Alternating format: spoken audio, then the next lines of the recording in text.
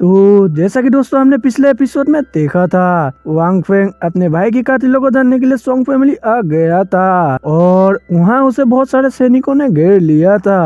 अब आगे इस एपिसोड की शुरुआत बिल्कुल उसी सीन से शुरू होता है जहां सिल्वर टाइगर किंग सोंग हेली के सामने बिना डरे ही खड़ा होता है। जिसके बाद सोंग हेलिंग का छोटा बेटा सोंग स्वान सिल्वर टाइगर किंग से कहता है कि तुम यहाँ आज मरने आए हो। ये कहकर वो सिल्वर टाइगर किंग की ओर जाने लगता है, जिसे देखकर सोंगबा उसे रोकते हुए उससे कहता है कि यंग मास्टर, आपको मेरे होते हुए इससे लड़ने की जरूरत नहीं, मैं इसे संभाल लूंगा। अब उसकी बात सुनकर सोंग स्वान भी खुश हो गया था और उससे कहता है कि ठीक है, आज ये जिंदा बचकर नहीं जाना चाहिए। आप इस बात को सुनकर सोंगबाओ फौरन से ही अपनी पावर्स को रिलीज कर लेता है और सीधा ही सिल्वर टाइगर किंग को मारने जाता है कि तभी सिल्वर टाइगर किंग भी अपनी ब्लू डाउ मास्टर रियलम की पावर शो कर देता है, जिसे देखकर सोंगबाओ डर कर तुरंत ही पीछे हट जाता है और उसकी बुरी तरह से फंस रही थी। जिसके बाद वह घबराते हुए सिल्वर टाइगर किंग से कहता है कि तुम्हारे पास इतनी कम उम्र में इतनी पावर कैसे आ सकती है,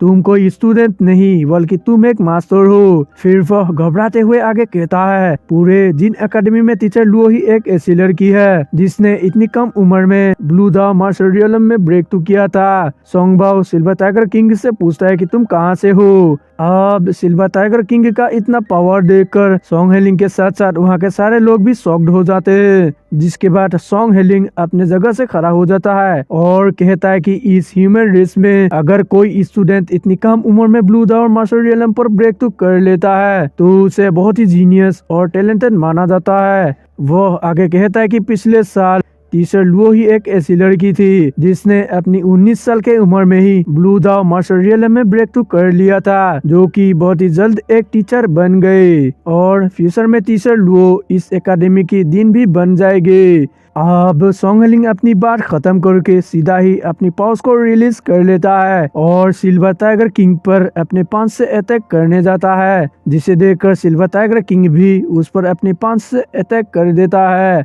इस प्रकार उन दोनों के बीच में एक काफी खतरनाक और तगड़ी फाइट होने लगती है। अब सोंग हेलिंग को जब लगता है कि वह सिल्वर टाइगर किंग को हरा नहीं सकता तो वह फाइट करना बंद कर देता है और पीछे आ जाता है। जिसके बाद सिल्वर टाइगर किंग वहां से जाने लगता है, लेकिन वह जाने से पहले सोंग हेलिंग से कहता है कि शायद तुम वांग फेंग को कुछ बताने वाले थे। तो इस पर सोंग हेलिंग उसे बताने लगता है, वांग फेंग का भाई जिस दिन मरा था उस दिन मैंने जेंग यूसेंग को उसके रूम से निकलते हुए देखा था। अब सिल्वर टाइगर किंग इस इंफॉर्मेशन के लिए सोंग हेलिंग को शुक्रिया कहता है और वहां से जाने लगता है। अब उसके जाने के बाद सोंग हेलिंग का बड़ा बेटा सोंग फई अपने फादर से कहता है कि फादर, आपने उसे जाने क्यों दिया। जिस पर सोंग हेलिंग अपने बेटे को बताता है कि अगर मैं लगातार सिल्वर टाइगर किंग से फाइट करता रहता तो मैं उससे हार जाता, इसीलिए मैं पीछे हट गया।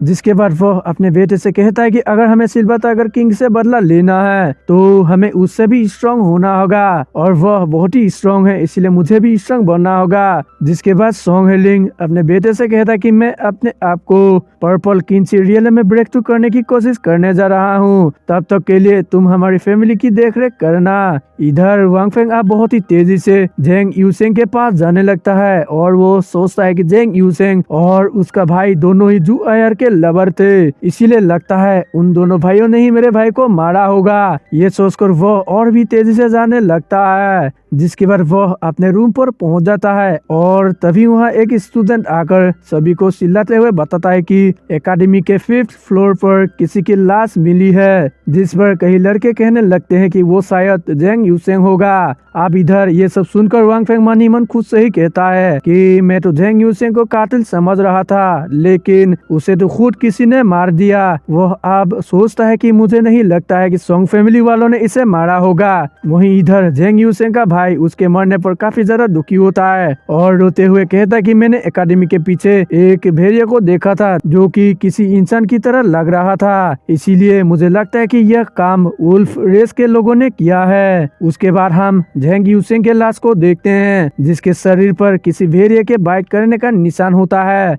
अब जेंग यूसेंग के बॉडी पर बाइट के निशान को देखकर टीचर लियू सोचते हुए कहने लगती है कि यह काम जरूरी वुल्फ रेस वालों का हो सकता है और इसके साथ साथ अब तक 43 लोग मारे जा चुके हैं। अब यह सुनकर वांग फेंग सोचता है कि शायद ये काम उल्फ रेस वालों के अलावा किसी और का भी हो सकता है। अब वांग फेंग जब एकेडमी के बाहर खड़ा होता है तो तब उसके पास टीचर लुओ आती है और बताती है कि मैंने इस घटना के बारे में मिस्टर वाइजदिन को बता दिया है। वांग फेंग अब टीचर लुओ से पूछता है कि क्या आप मेरे भाई की मौत की वजह जानती हो, जिस पर टीचर लुओ उसे बताती है कि अभी तो पता नहीं चला है, लेकिन एकेडमी के बड़े लोग लगातार उस पर जांच कर रहे हैं। अब इस बात को सुनकर वांग फेंग मन ही मन खुद से ही कहता है कि शायद एकेडमी के बड़े लोग जरूर मेरे भाई के बारे में कुछ जानते होंगे और अभी तक किसी ने मेरे भाई की मौत की जिम्मेदारी भी नहीं ली है, तो इसीलिए शायद इन्हीं बड़े लोगों में से कोई कातिल होगा। लेकिन उसके साथ साथ वांग फेंग ये भी सोच रहा था कि आखिर उन भेड़िए और मेरे भाई की मौत के बीच कैसा कनेक्शन हो सकता है। उसके बाद टीचर लुओ वांग फेंग को अपने रूम पर जाकर रेस्ट करने को कहती है और अकेला ना घूमने को कहती है,